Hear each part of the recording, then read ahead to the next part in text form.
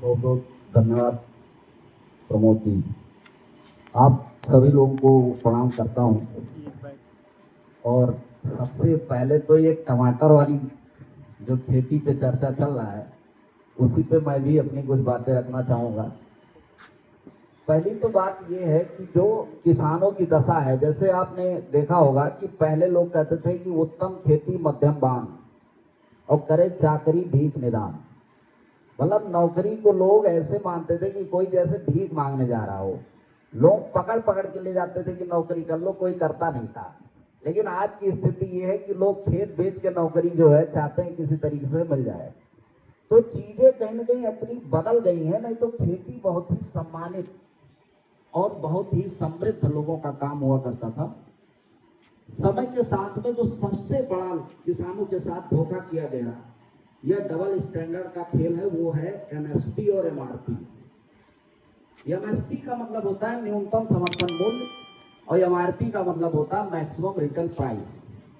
न्यूनतम समर्थन मूल्य मतलब कम से कम दाम, कम से कम दाम का मतलब लागत। जैसे आपने 1 किलो गेहूं पैदा करने में 20 रुपया लगाया, तो सरकार कहती है कि भाई किसान को 20 रुपए किलो तो मिलना ही चाहिए, नहीं तो घाटा में चला जाएगा। लेकिन हकीकत यह है कि उसे 20 रुपया नहीं मिलता, क्योंकि सेठ कहता कि भाई सरकार तो 20 रुपए में खरीद रही, तो हम 20 रुपए में खरीदेंगे तो हमें क्या फायदा होगा। तो फिर वो बेचारा 19 रुपए में बेचता है। तो लगाया उसने 20 रुपया और बेच रहा 19 रुपए में, तो आप ये समझ लो कि बेचारा उसको तो लागत भी नहीं मिल पा रही। तो किसान दुनिया में कुछ भी कर ले, कभी भी वो धनी नहीं हो पाएगा। अब बहुत लोग कहेंगे भाई जैसे मान लीजिए हम तो उसी से खा पी रहे हैं, खेती कर रहे हैं, तो खा पी रहे हैं अपनी मजदूरी से। क्योंकि आप अपनी खेती में मजदूरी करते हो, वही मजदूरी वाला हिस्सा आपको मिलता है, उसी से आपका जीवन चल रहा है। जिस दिन आप वो मजदूरी बंद कर देंगे, दूसरे मजदूर रख लेंगे, उस दिन घर से देना पड़ जाएगा, आप करके देख लेना। तो किसानों के साथ में जो सबसे बड़ा धोखा है वो यही है, किसान कुछ भी कर ले, टमाटर सुखवा ले और चाहे टमाटर जो है गीला कर ले। समस्या इस बात है किसानों के लिए इस देश में कोई किसी का कोई ध्यान नहीं है, क्योंकि किसान खुद ही नहीं समझ पाता कि उसके लिए होना क्या चाहिए। अगर किसान है सब कर लेगा कि खुद ज्ञान भी ले ले, खुद टमाटर भी सुखवा ले, पाउडर भी बना ले, वो भी कर ले, तो ये नेता मंत्री विधायक और इतने कुल जो है नौकरी करने वाले जो लाखों लाख रुपए महीना ले रहे हैं, ये किस लिए बैठे हैं बताइए हमको। इस देश में पूरे साल में कितने गेहूं की जरूरत है, कितने धान की जरूरत है, कितने दाल की जरूरत है, इस देश में कितनी खेती योग्य भूमि है, उस पर कितनी खेती होनी चाहिए, कितने लोगों का हम प्रोडक्ट ले पाएंगे, कितना एक्सपोर्ट कर सकते हैं, इन सब चीजों का किसी के पास कोई डाटा है।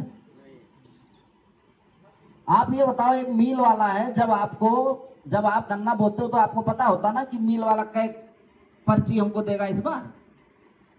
वैसे नहीं सबको छूट है कि इस बार एक डल्लब नहीं बेचे थे, अगली बार 100 डल्लब बेच लो। वो भी कहता है ऐसा है भैया, 10 डल्लब बेच रहे हो तो बहुत कर सकते हो, इस बार 12 डल्लब बेच लो। तो मैं ये कहता हूं, एक आदमी पता चला 20 बीघा टमाटर बो ले रहा है, अब उसका टमाटर नहीं बिक रहा, तो जिम्मेदारी किसकी। ये तो सरकार बताए ना कि भैया तू कितना टमाटर बो सकते हो, कितने टमाटर की खपत है। अब क्या होता है कि किसान को तो कुछ पता ही नहीं, वो बेचारा देखता अच्छा है टमाटर पिछली बार बोए 1 बीघा में 20 लाख कमाए, तो अब की बार हम 10 बीघा टमाटर बोएंगे, करोड़पति हो जाएंगे। और फिर पूरा जितने किसान है सब टमाटर बोए। अब पता चला कि वो टमाटर जो खरीदाई वाला नहीं है, जो खरीदे वाले वो खुद बोए, लेकिन बेचारे वो सोचा था हम बेचेंगे खरीदेंगे, ये नहीं। स्थिति हो गई कि फिर रोटावेटर चलवाओ थे। तो ये कौन इनको नियंत्रित करेगा कि किसकी खेती होनी चाहिए, कितनी होनी चाहिए, कितना जो है हम। तो आप ये मान के चलिए कि ये जितने भी कृषि विभाग में ये सब खाली लीपापोती कर रहे हैं, एक पैसे का कोई काम नहीं, इनके पास कोई डाटा नहीं है, और जब तक इनसे पूछा नहीं जाएगा। क्योंकि आप ये सोचो कि एक व्यक्ति 2 रुपए का पानी 20 रुपए बेच रहा है, आप पानी खरीदने जाते हो 20 रुपए लीटर पाते हो, उसका लागत कितना है, वो एमआरपी के नाम पे हो रहा है, अधिकतम मूल्य।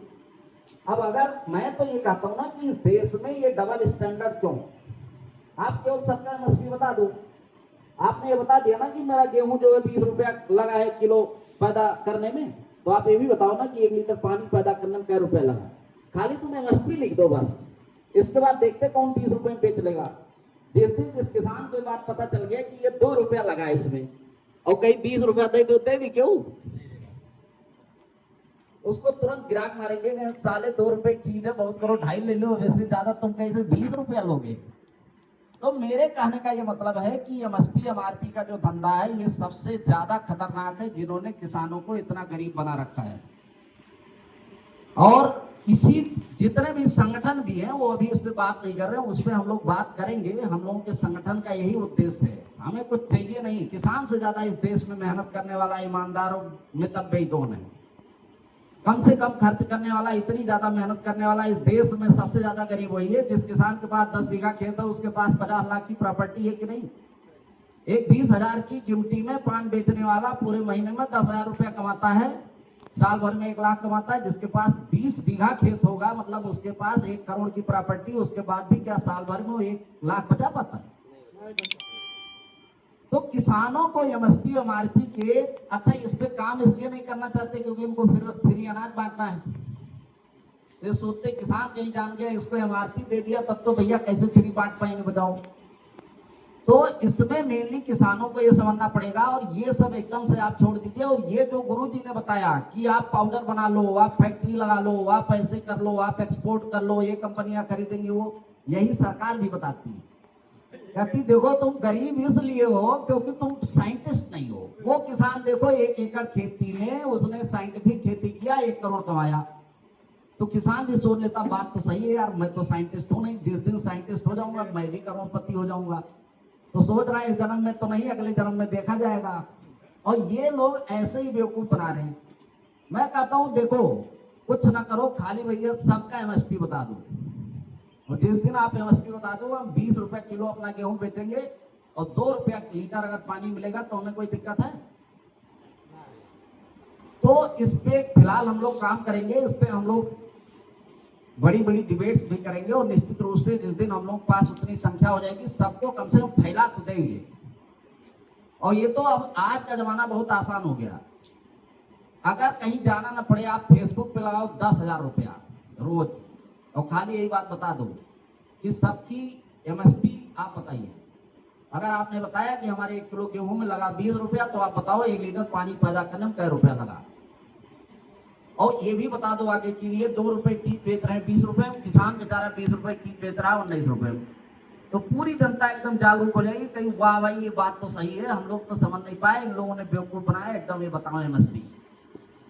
और जिस दिन एमएसपी सबकी पता चल गई, इस दिन देखा आपने अडानी अंबानी जैसा व्यक्ति, जो आदमी हाई स्कूल फेल है, वो आज समय पूरे भारत को, आधा भारत तो खरीद ही सकता है।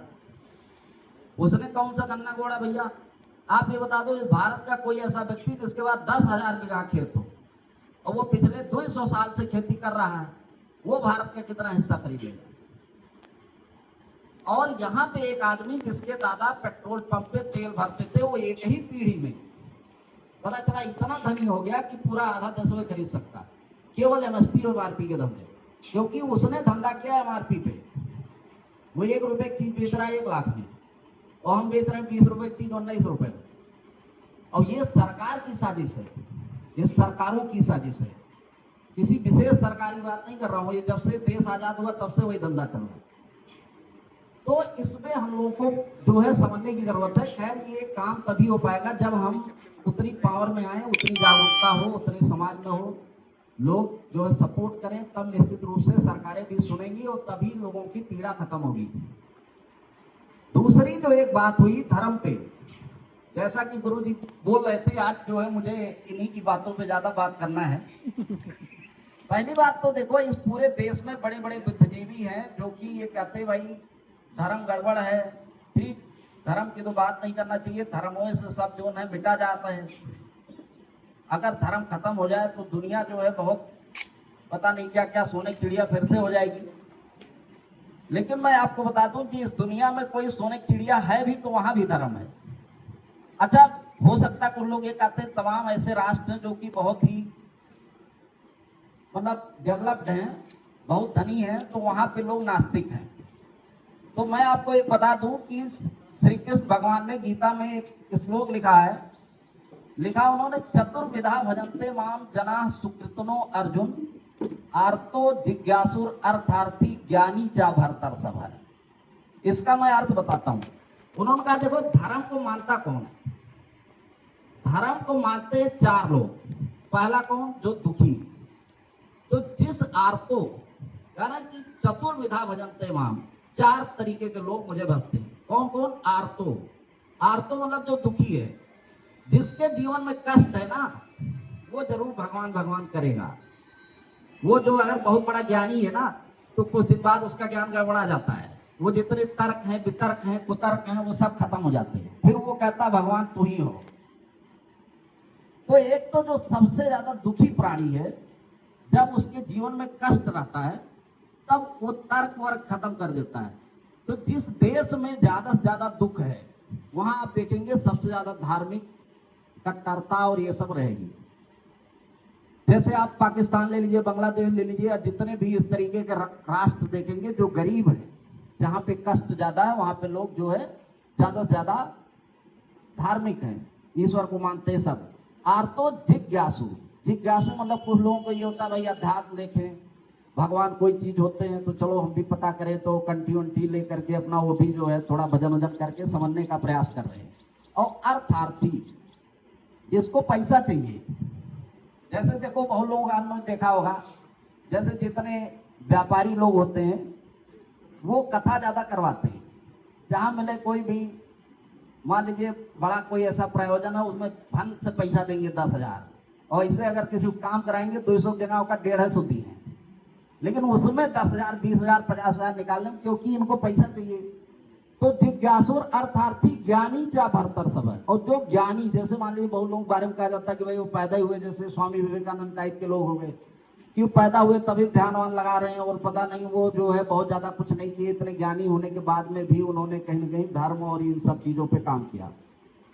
तो आपके ये कर देने से पहली बात तो आप जानिए कि अगर आप लोगों को ये चाहते हो नास्तिक बन जाए, तो पहले वो नास्तिक बनेंगे नहीं।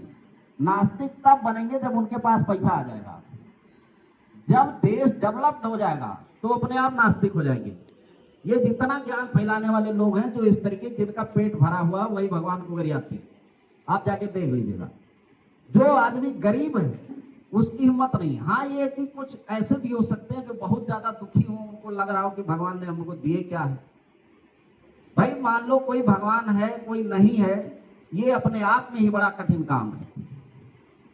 आप 5 तर्क दोगे भगवान है, मैं कहूंगा नहीं है, या मैं कह दूंगा 5 तर्क भगवान है, आप कह देंगे नहीं है, तो सिद्ध तो कोई कर नहीं पाएगा।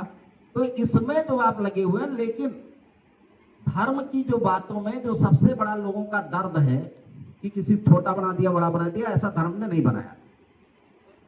और जो ये सब कह रहे हैं इन्होंने धर्म पढ़ा ही नहीं।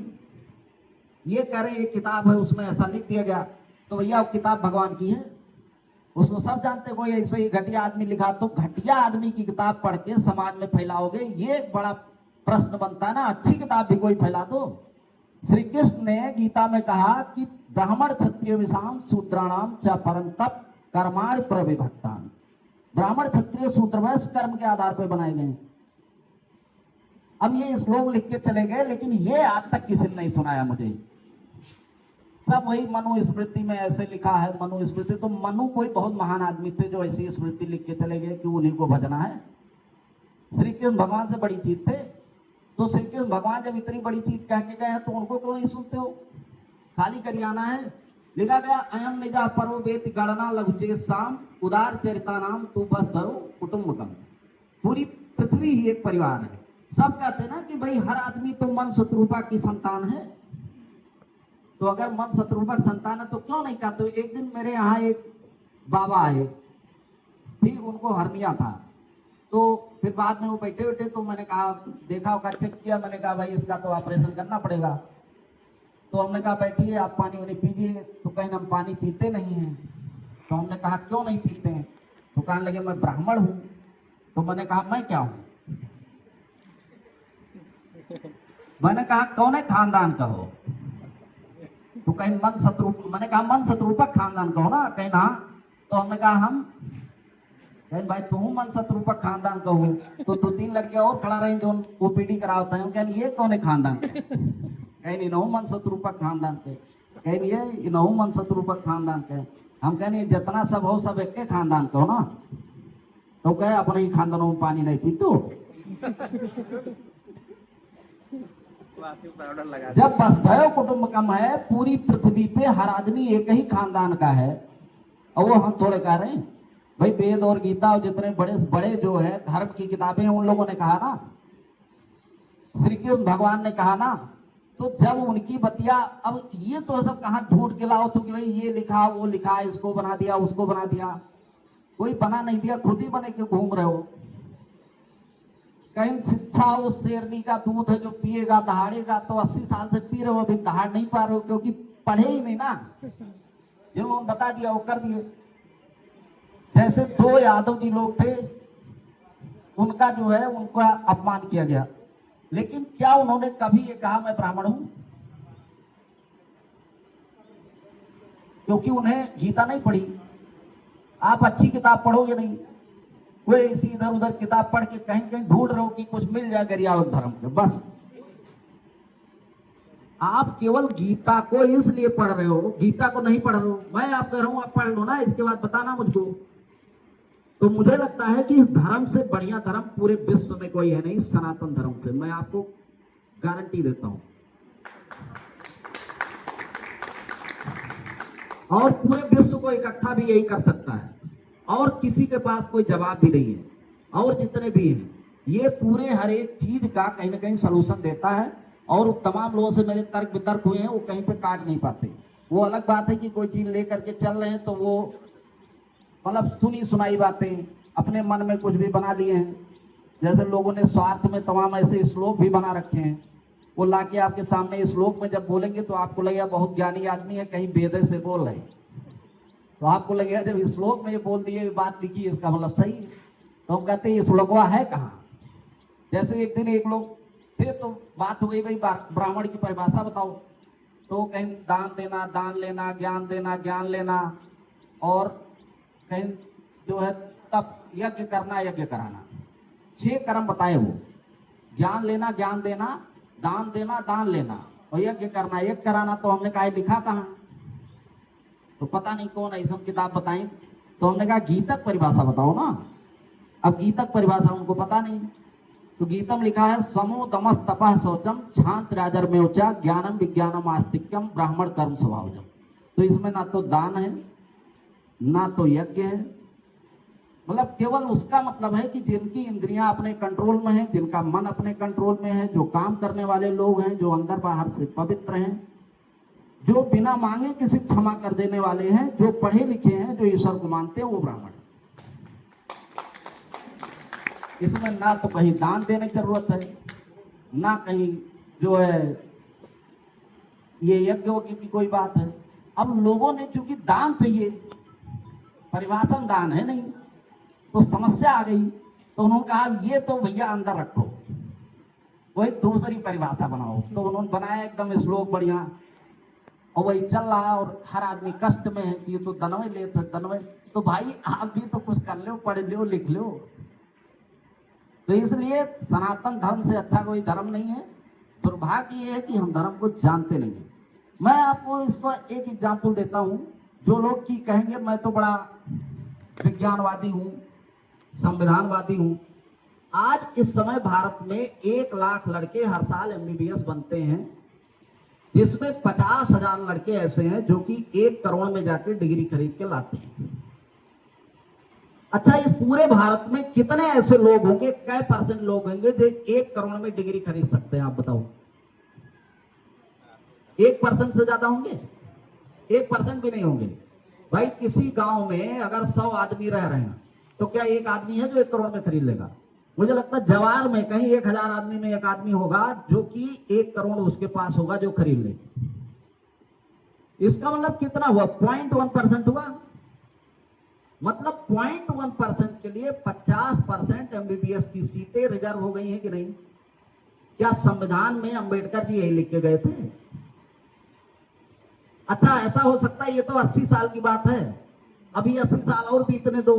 हो सकता है सब सरकारी मेडिकल कॉलेज खत्म हो जाए, सब हो जाए प्राइवेट मेडिकल कॉलेज, और पढ़ने के लिए हर आदमी को 1 करोड़ में डिग्री खरीदना पड़े MBBS की।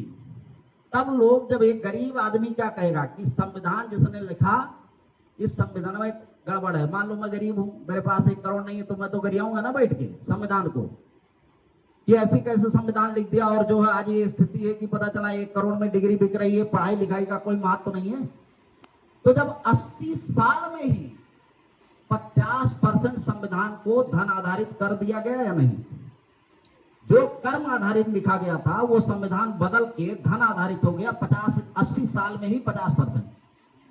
अभी सरकार का जैसे प्लान चल रहा था कि भाई सरकारी कॉलेज बंद कर दिए जाएंगे, स्कूल 5000 स्कूल बंद हो जाएंगे, गुरुजी लोग ज्यादा जानते हैं। अब आप ये बता दो, अगर बंद हो जाते तो सब बच्चे प्राइवेट में पढ़ते, तो शिक्षा क्या हो जाती, धन आधारित हो जाती कि नहीं। संविधान तो चल रहा ना, 80 साल से शेर तो बहुत बड़े बड़े घूम रहे हैं इस देश में, जो शिक्षा लेके एकदम बहुत बड़े तेज दहाड़ रहे हैं। और इन दहाड़ने वालों के सामने ही शिक्षा जो है धन आधारित हो जा रही है अगर, तो बताइए गीता पता नहीं कितने साल पहले लिखी गई हो, उसको भी बदल दिया गया। तो किताब की मंशा कुछ और है, चल कुछ और रही है। जिसने लिखा उसकी मंशा कुछ और थी, लेकिन लोगों ने अपने स्वार्थ में बदल दिया, और उसको लागू कराना आपकी जिम्मेदारी, हमारी जिम्मेदारी। अगर नहीं लागू करा पा रहे हो तो जबरदस्ती उसमें जाओगे भी नहीं, पढ़ोगे भी नहीं, सीधा गरियाओगे। और हर एक चीज का अर्थ का अनर्थ किया जा सकता है। खाली वही कहते ना कि भाई जैसे गिलास आधा भरा है तो ये कह रहा आधा खाली है, निगेटिव आदमी, एक आदमी कह रहा इतना भरा है, दूसरा पॉजिटिव आदमी, देखने का नजरिया अलग है। तो कुल मिलाकर के हमारी ये जिम्मेदारी है कि जो चीजें हैं, जो किताब लोग लिख के चले गए उनकी मंशा वो नहीं थी, लेकिन जो लागू कर दिए लोग समय के साथ में, वो कहीं ना कहीं दूसरी थी। और वो आपके पास आज भी लिखित में है, आप जाके पढ़ सकते हो। वो हमने नहीं लिखा, श्री कृष्ण भगवान लिख करके, वेद है, गीता है हमारा। तो इसमें ये सोचना और ये समझ लेना कि भाई हम धर्म खत्म कर देंगे तो लोग राजा हो जाएंगे, ऐसा नहीं होगा। और मैं लास्ट में एक बात और कह रहा हूं, आज देश में, जैसे मैं तो बचपन से ही, हमारे यहाँ गांव में मंदिर है, हम लोग तो धार्मिक रहे शुरू से, हम तमाम भागवत कथा होती थी उसमें भी बैठते थे। मैंने आज तक नहीं देखा कि किसी भागवत कथा में किसी ने ये कहा हो तुम जा चोरी करो या दारू पियो या कोई गलत काम करो, ऐसा नहीं सुनाया गया। और आज जब लोग बहुत साइंटिफिक हो गए, हर गांव में 50% आदमी दारू पी रहा, नहीं पी रहा। और जितना लोग लगे हुए हैं कि धर्म को गरियाओ, उससे ज्यादा दारू का अगर गरियाओ तो ज्यादा फायदा हो जाएगा। धर्म को आधे लोग लगे बस पानी पी पी के हर जगह, यही से बस दुनिया उल्टी जा रही, पलटी जा रही है। मैं कह रहा हूं हर जगह कंपोजिट मदिरालय या जो भी खुल गया है सब, है ना, हर चौराहे पे। और आप जाकर के देखिए 50% बच्चे इस समय दारू पी रहे हैं। और उससे कितना आपका नुकसान हो रहा है, कितना घर का नुकसान हो रहा है, कितने लोग टेंशन में हैं, परेशान हैं। तो कहने का ये मतलब है कि कहीं ना कहीं तमाम लोग, मैंने ये देखा है कि पाखंडवाद की बात होती है कि भाई पाखंडवाद हम नहीं करते। कुछ लोग जैसे शादी भी करते ना तो बुद्ध के नाम पे कहते हैं मैं संविधानवादी हूं, तो क्या करेंगे, वो भी सब कमा वही करते हैं।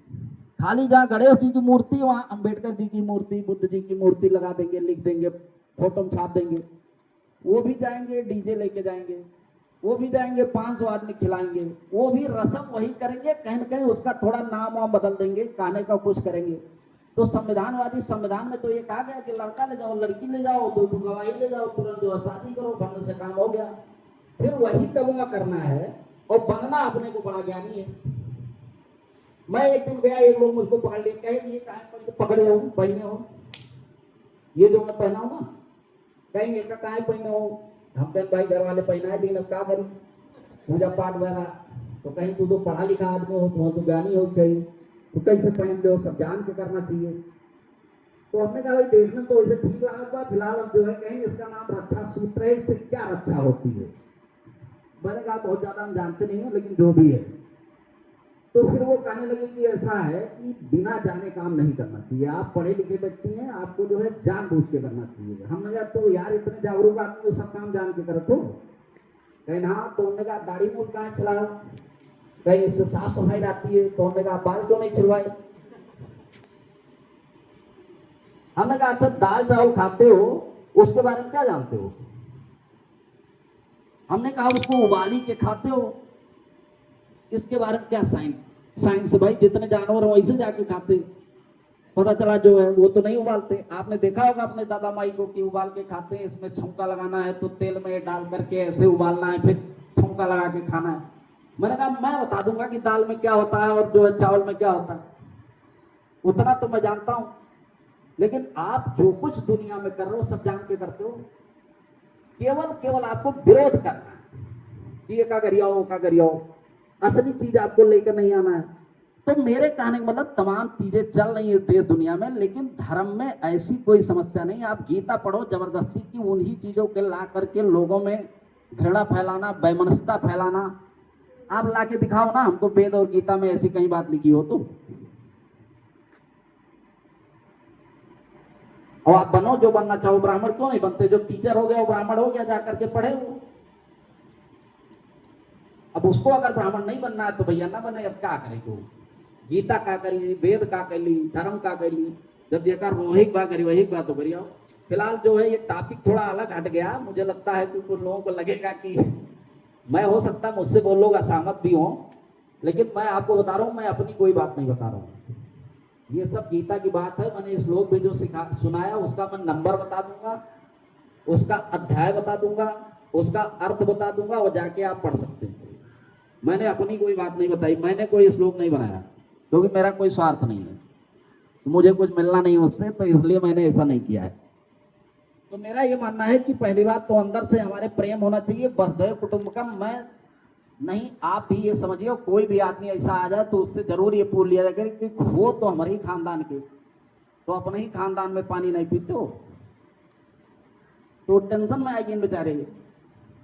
तो हकीकत यही है कि हर आदमी एक ही खानदान का है, अगर वो धर्म मानता है तो यहाँ जितने लोग हैं सब एक के खानदान के। ये कोई काट दे तो हम ले आइए बड़ा बड़ा ज्ञानी, जो बहुत बड़ा ज्ञान हो, जिसको धर्म का, वो काट दे इस बात को, तो या तो धर्म को काट देगा या फिर वो कर देगा। अब ये अगर आपको फीलिंग नहीं है तो ये भाई क्या किया जाएगा, इसको हम फैलाएं ना। और आप जैसे कह दोगे आप हमारे खानदान के हो और इसके बाद हमारे यहाँ पानी क्यों नहीं पी रहे हो, तो टेंशन में आ जाएंगे, कहेंगे बात तो सही है कहा है।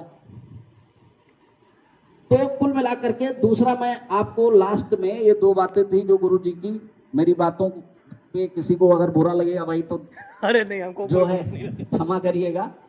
तीसरी बात ये है कि अभी संगठन के लिए जो है हम लोग बहुत तेजी से काम कर रहे हैं। अभी जैसे क्या था कि हम लोगों का प्रयास ये था कि हर ब्लॉक में कुछ लोग मिल जाए जिससे कि वो काम करें और काम अच्छा चले। तो थोड़ा सा कठिनाई हो रही थी, मान लीजिए किसी से मिलिए तो वो बताते थे या नहीं बताते थे, लोग मिल नहीं पा रहे थे। तो अभी प्रमोद जी ने एक जो है छोटा सा ऐड बनाया है,